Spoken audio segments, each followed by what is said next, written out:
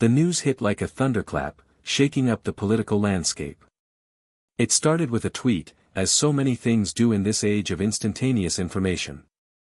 Karoline Leavitt, the fiery Republican rising star, had just dropped a bombshell that no one saw coming. Her tweet was simple but potent, just in, AOC's legal rescue halted. Jasmine Crockett faces immediate prison time. The Dems are crumbling.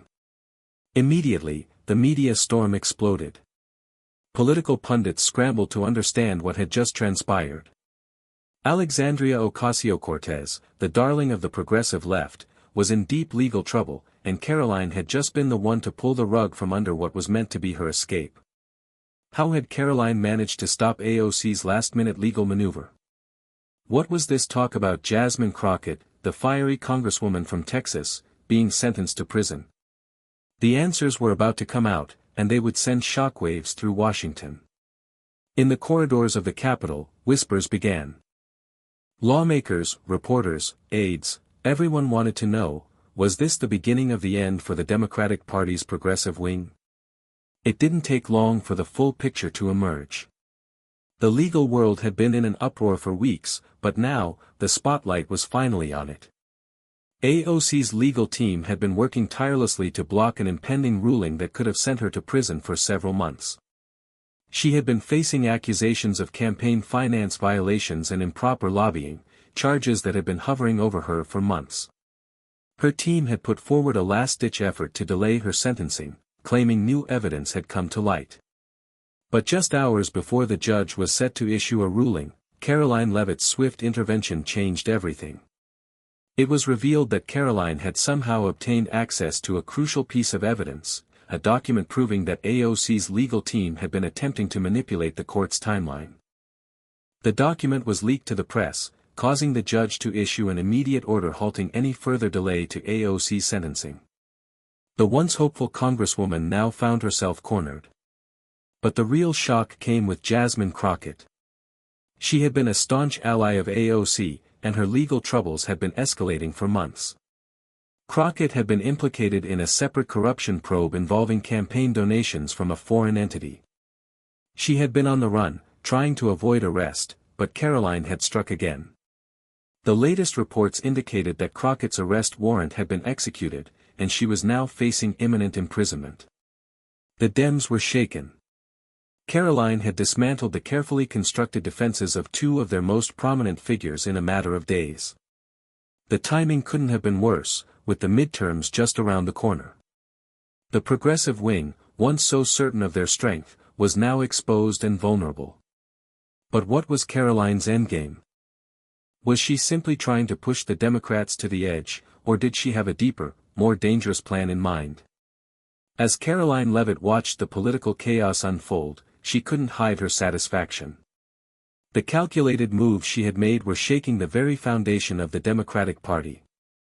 But she knew the battle was far from over. Behind closed doors, her allies in the Republican Party were rallying behind her. They saw the opportunity to turn the tables in the upcoming elections. Karoline wasn't just playing a political game, she was orchestrating a larger narrative.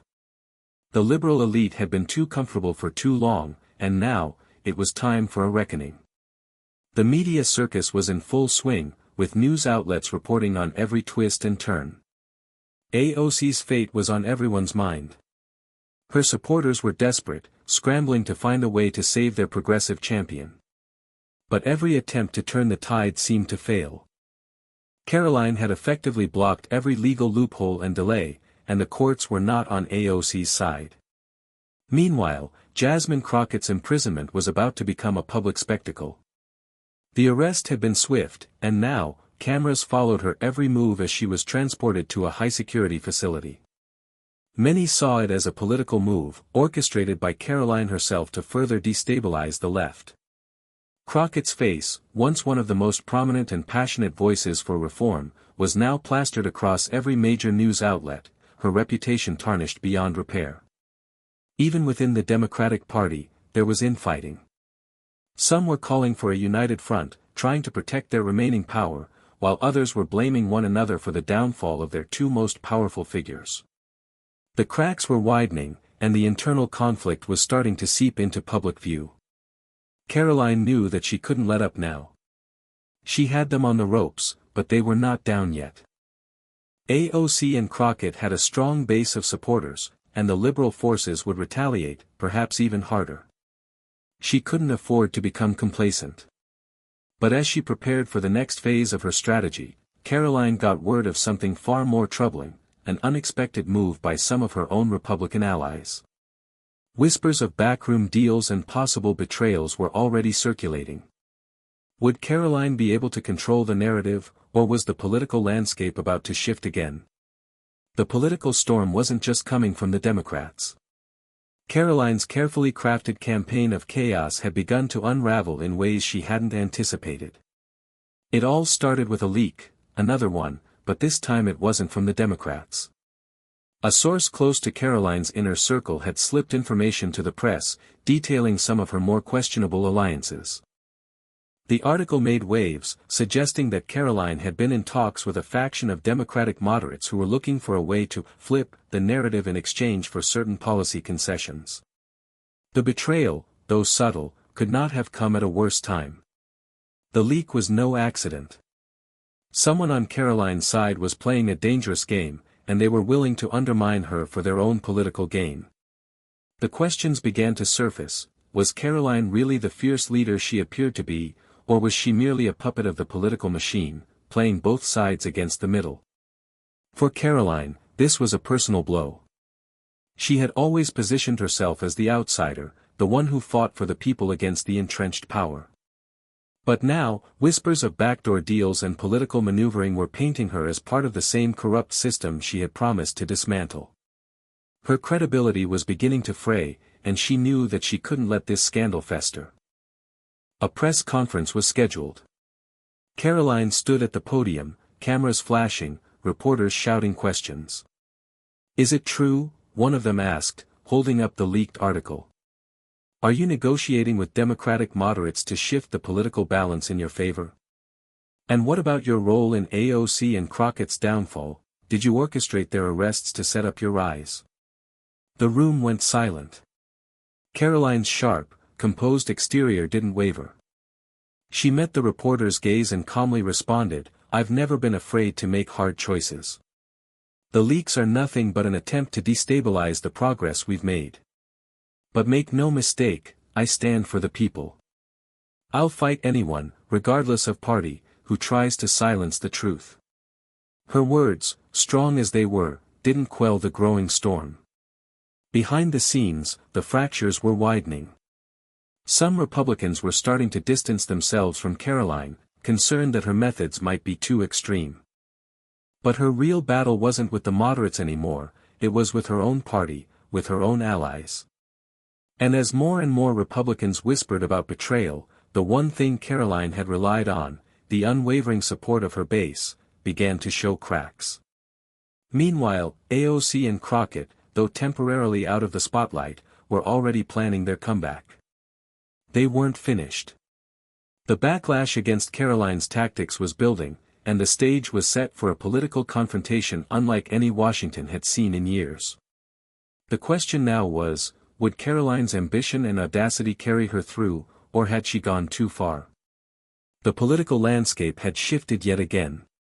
The whispers of betrayal, the accusations of power plays, and the ever-growing scandal surrounding Karoline Leavitt's actions had created an environment ripe for a reckoning. Washington was buzzing with talk of impeachment, internal investigations, and the fallout from Karoline's unyielding assault on the Democratic Party's top figures. But in this high-stakes game of political chess, Karoline wasn't one to back down easily. She had prepared for this.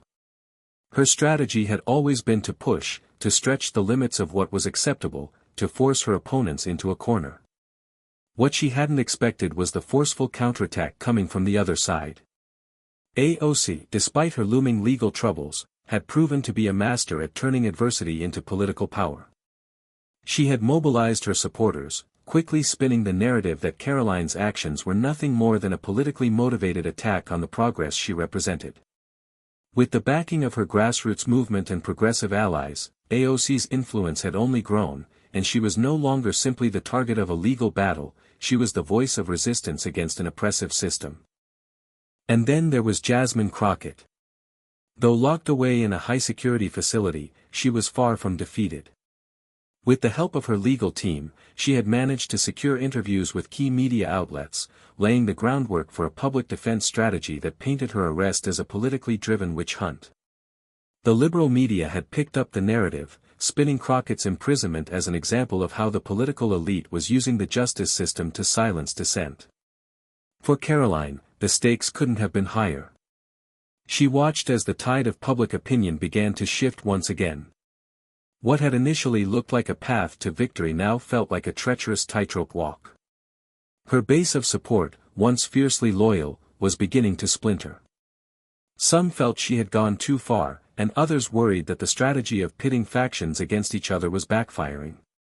And as if things weren't complicated enough, a surprise twist emerged. In a joint press conference, AOC and Crockett announced a partnership, one that no one had seen coming. Both women, despite their legal entanglements, were now calling on the American people to rally behind them in a united front against corruption, corporate control, and the abuses of power they argued Karoline embodied. Their message was clear: this fight wasn't just about the legal battles, it was about the future of the country itself. Their words resonated deeply with the progressive base, reigniting the fire of their supporters. And just when it seemed that Karoline might lose control of the narrative, she received an unexpected offer, a meeting with a shadowy figure who claimed to hold the key to not only surviving this political war but winning it outright. Karoline knew the game had changed. The question now was whether she would accept the offer and risk even more dangerous alliances, or if she would continue her hard-fought path, knowing full well that her enemies were coming for her with everything they had. The meeting was set in a private, unmarked office just outside the city, a place where deals were made quietly, where shadows hid the true intentions of those involved. Karoline arrived with a mix of determination and skepticism. She wasn't naive, she knew the kind of people who operated in these circles. But in this volatile political environment, desperate times called for desperate measures. The figure waiting for her in the room was a man she had heard of but never met, Victor McClure, a former high-ranking government official whose career had been marred by scandal and whispers of corruption. He had disappeared from the public eye years ago, but now, he was back with a vengeance, and a proposal that could change everything. "You've made quite an impression, Karoline," Victor said as he motioned for her to sit. "But we both know that the ground is shifting beneath your feet. You're at a tipping point. And if you want to win this, you'll need more than just political maneuvering. You'll need leverage." Karoline sat back, her eyes narrowing. She had played hardball in the past, but she had always done it on her own terms. What did Victor know that she didn't? "I'm listening," she said, her voice steady. Victor leaned forward, his eyes gleaming with a mix of ambition and calculation. "AOC and Crockett are powerful, yes. But they're not invincible. What you need is a way to disrupt their base, tear away their support, turn them against each other. The media will follow the story if it's compelling enough. But here's where it gets interesting: I can give you the tools to do just that." Karoline raised an eyebrow, intrigued but cautious. "What's your angle?" "I've got dirt," Victor said, the words hanging heavily in the air. "The kind of dirt that could ruin both of them. It's not public knowledge, yet. But once it's out there, the narrative shifts. You won't just be on defense anymore. You'll be leading the charge." Karoline felt a chill run down her spine. She knew the kind of person Victor was, a man who didn't hesitate to destroy lives for personal gain. But in this political climate, nothing was ever clean. The question was whether she was willing to take that step. "What do you want in return?" she asked, her tone colder now. Victor smiled, a sly and knowing grin. "Oh, it's simple. I want you to owe me. There will be a time, soon, when I'll need something from you. And when that moment comes, you will deliver. No questions asked." Karoline considered the proposition carefully. It was a dangerous gamble, but she had always played to win. The opportunity to take down AOC and Crockett, and secure her own rise to the top, was too tempting to ignore. "I'll do it," she said, her voice firm. "But I'm in control here. You stay in the shadows." Victor nodded, satisfied with the deal. "Of course. You'll get the files you need, and when the time comes, we'll see how the pieces fall." As Karoline left the meeting, a sense of unease settled over her. She had just made an alliance with a man whose loyalty was as thin as paper, and she had opened a door that could lead to even more chaos. But the clock was ticking, and every decision she made now had the potential to shift the balance of power. The next few days would be critical. If she played her cards right, the downfall of AOC and Crockett could be just the beginning. But she also knew that every move she made from here on out would be scrutinized. The stakes were higher than ever, and the danger wasn't just political, it was personal. As Karoline prepared for the next phase of her plan, she couldn't shake the feeling that the real war was only just beginning. And the line between victory and destruction was razor thin. Karoline's plan was set in motion, but what she didn't anticipate was how quickly things would spiral out of control. The first piece of dirt Victor McClure provided arrived 2 days later, a trove of confidential documents that detailed not only AOC's campaign finance violations but also linked her to a series of questionable offshore investments. The documents were explosive, and Karoline wasted no time in releasing them to the media. The headline was unavoidable: AOC's hidden wealth, scandalous ties to offshore funds exposed. It was the kind of story that would dominate the news cycle for weeks, maybe longer. The immediate backlash was swift and brutal. AOC's camp scrambled to deny the allegations, calling them a fabrication, a politically motivated attack from the right. But the evidence was damning. The public, already divided, began to turn on her. The progressive base that had once seen her as an untouchable icon now began to question her integrity. Meanwhile, Jasmine Crockett's legal team had been working tirelessly to prove her innocence, but the pressure was mounting. Karoline had played her hand well, focusing public attention on AOC's legal troubles and ensuring that the media circus around Crockett's imprisonment remained a spectacle. The constant coverage of Crockett's arrest and potential prison sentence was a daily reminder of her fall from grace. But Karoline had miscalculated something crucial. While the media was consumed with the scandal, the people she had trusted the most, her Republican allies, started to pull back. Rumors spread that Victor McClure had a hidden agenda, that his influence was slowly creeping into the GOP strategy, and that Karoline's deal with him might have compromised everything she stood for. Conservative figures who had once praised her as the face of a new, unapologetic Republican Party now began to distance themselves. The whispers of betrayal were louder than ever. Karoline had never felt so exposed. She'd spent her entire career building a reputation as a tough-as-nails fighter, but now it felt like the walls were closing in. Every move she made seemed to open another door for her enemies to walk through.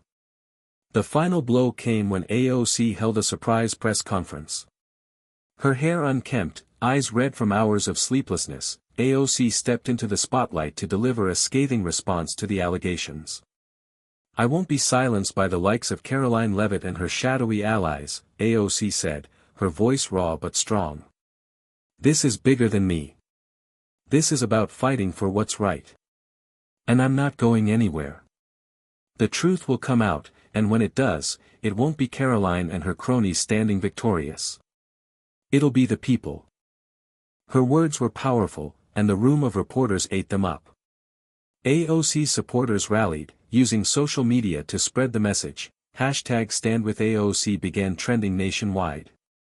The narrative Karoline had crafted, one of AOC's fall from grace, was suddenly in jeopardy. Even worse for Karoline, a video surfaced of Victor McClure meeting with high-ranking Democratic figures in secret. It was clear from the footage that McClure had been playing both sides of the political spectrum, using his connections to manipulate the situation to his benefit. And now, the Democrats were using this video to paint Karoline as a puppet of corruption, a politician willing to sell out for power. The media seized on the story with fervor. Karoline had gone from being the face of a promising political future to a symbol of everything wrong with the system she had once claimed to fight.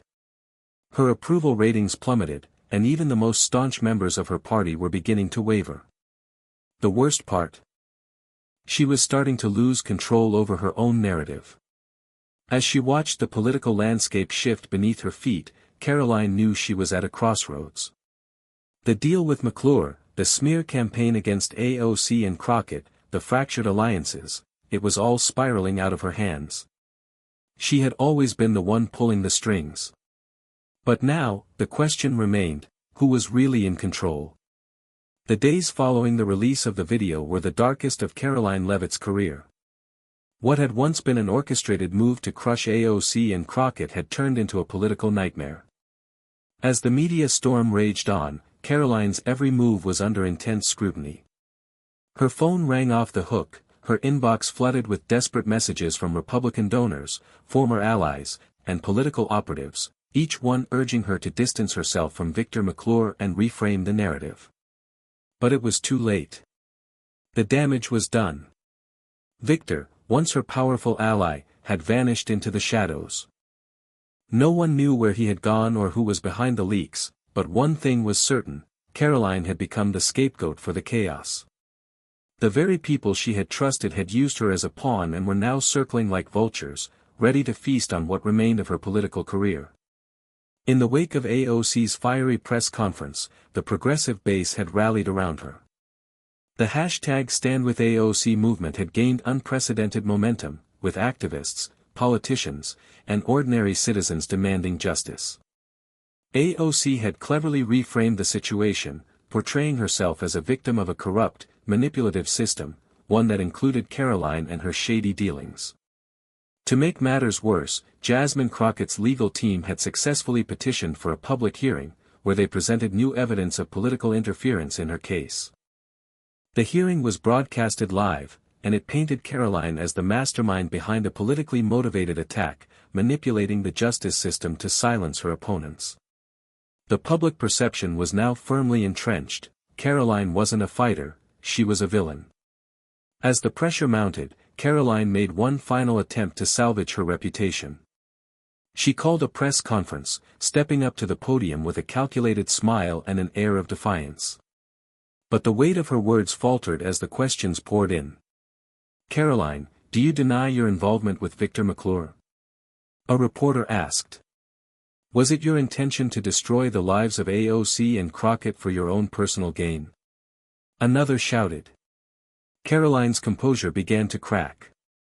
The carefully crafted persona of the unbreakable, fearless leader was no longer enough to deflect the truth.